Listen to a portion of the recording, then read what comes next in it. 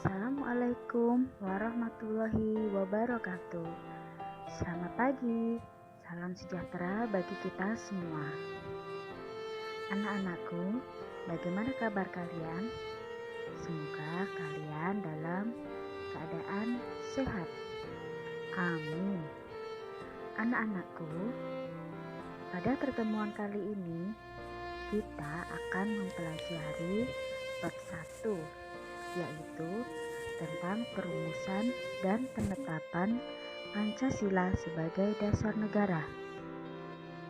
Nah, sebelum itu kita akan mempelajari sejarah perumusan Pancasila sebagai dasar negara.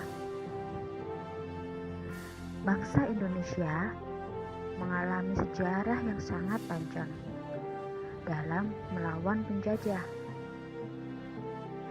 Kita pernah mengalami penderitaan ketika dijajah oleh Belanda.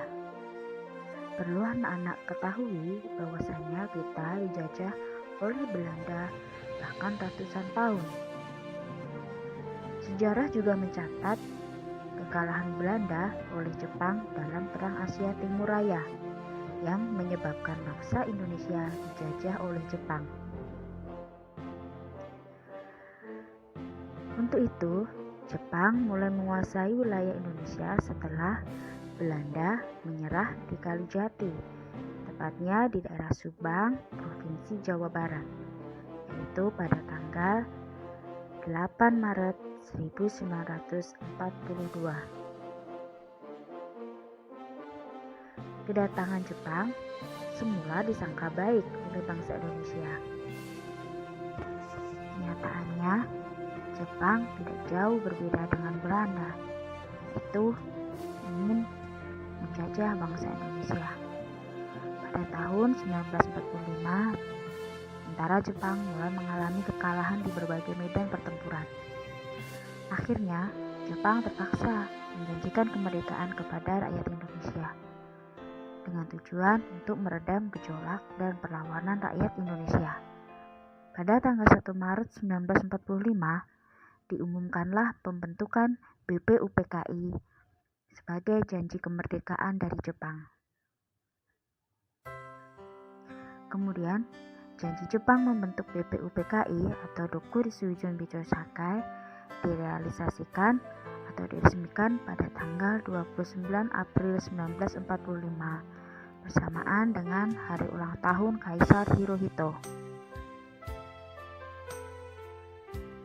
Secara resmi, BPUPKI dilantik oleh Jepang dengan anggota berjumlah 62 orang yang terdiri dari tokoh bangsa Indonesia dan 7 orang anggota perwakilan dari Jepang.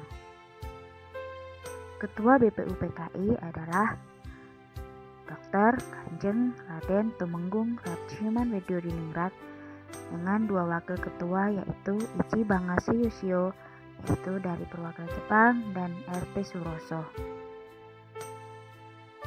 BPUPKI mengadakan sidang resmi sebanyak 2 kali, yaitu sidang pertama dan sidang kedua. Sidang pertama BPUPKI dilaksanakan pada tanggal 29 Mei sampai dengan 1 Juni 1945, di mana sidang ini membahas tentang dasar negara. KRT Ratchiomanwedyo-Diningrat selaku ketua sidang menyatakan perlunya suatu dasar negara.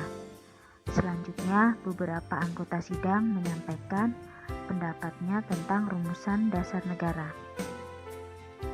Usulan mengenai dasar Indonesia merdeka dalam sidang BPUPKI yang pertama secara berurutan dikemukakan oleh Muhammad Yamin, Dr. Supomo, dan Insinyur Soekarno. Muhammad Yamin mengusulkan 5 dasar bagi negara Indonesia merdeka pada tanggal 29 Mei 1945. Kemudian Dr. Supomo pada tanggal 31 Mei 1945 dan kemudian Insinyur Soekarno pada tanggal 1 Juni 1945. Pada akhir masa persidangan yang pertama, BPUPKI telah membentuk beberapa panitia kerja. Di antaranya adalah Panitia 9 yang menghasilkan rancangan Piagam Jakarta. Panitia 9 mengadakan rapat di rumah kediaman Insinyur Soekarno.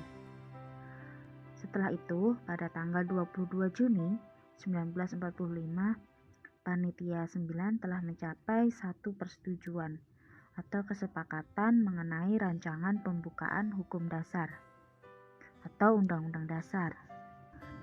Naskah Mukadimah yang ditandatangani oleh 9 orang anggota Panitia 9 dikenal dengan nama Piagam Jakarta atau Jakarta Charter. Nah, selanjutnya naskah Mukadimah tadi dibawa ke sidang kedua BPUPKI tanggal 10-17 Juli 1945. Pada tanggal 14 Juli 1945, Mukadimah tadi disepakati oleh BPUPKI. Dalam alinea keempat, naskah Piagam Jakarta tersebut terdapat rumusan dasar negara. Yang pertama, ketuhanan dengan kewajiban menjalankan syariat Islam bagi pemeluk-pemeluknya.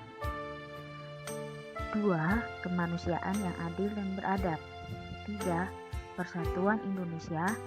4. Kerakyatan yang dipimpin oleh hikmat kebijaksanaan dalam permusyawaratan perwakilan. 5. Keadilan sosial bagi seluruh rakyat Indonesia.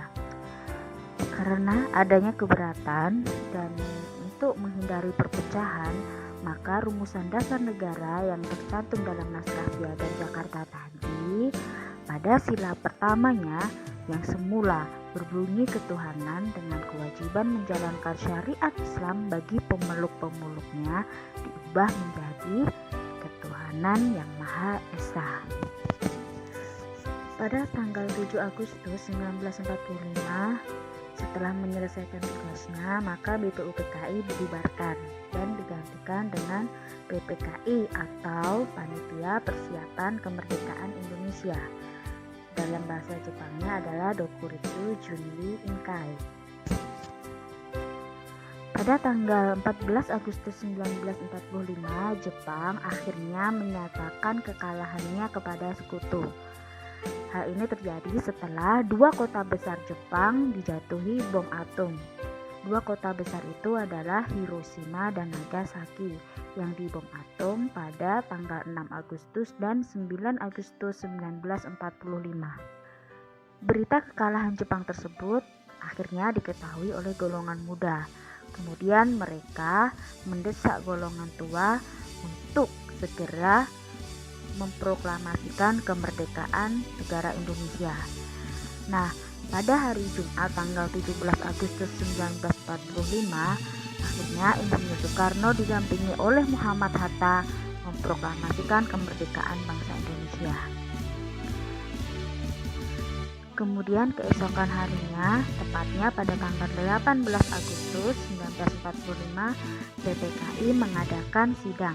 Salah satu hasil sidang PPKI yaitu mengesahkan Undang-Undang Dasar 1945, di mana dalam pembukaan Undang-Undang 1945 itu di alinea keempat tercantum rumusan sila-sila Pancasila sebagai dasar negara kita. Demikian materi yang bisa Ibu sampaikan. Terima kasih. Wassalamualaikum warahmatullahi wabarakatuh.